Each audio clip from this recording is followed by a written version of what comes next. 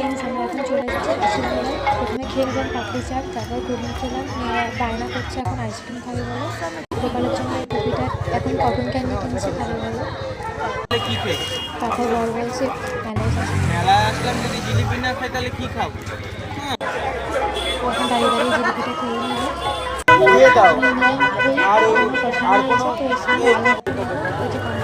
পরেরটা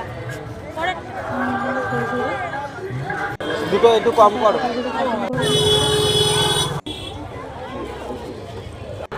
তারপর মেয়ে বললো একটা হ্যান্ড ফ্যান কিনবো, দেখা কিনেছি আবার একটা কিনবো।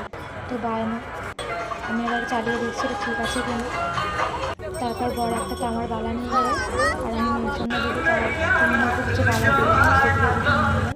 তারপর ফুচকা খাচ্ছি, আর আমার মেয়ে বলছে আর কত ফুচকা খাবো, সেটা মোটা হয়ে যাবে ফুচকা। একটা খেলনা নেবে তার জন্য, তারা এটার জন্য আমাকে বলছিল বেশি খেলে পেটটা মোটা হয়ে যাবে, তাড়াতাড়ি চলে। তো এই খেলনাটাও নিয়ে নিল, নিয়ে বাড়িতে চলে এসেছি। দেখো আমরা সব কিছু মিলিয়ে যেগুলো কেনাকাটা করেছি সবগুলো ভিডিও কমপ্লিট করলাম। ব্যাস টাটা, আবার চলে আসবো নতুন কোনো একটা ভিডিও নিয়ে।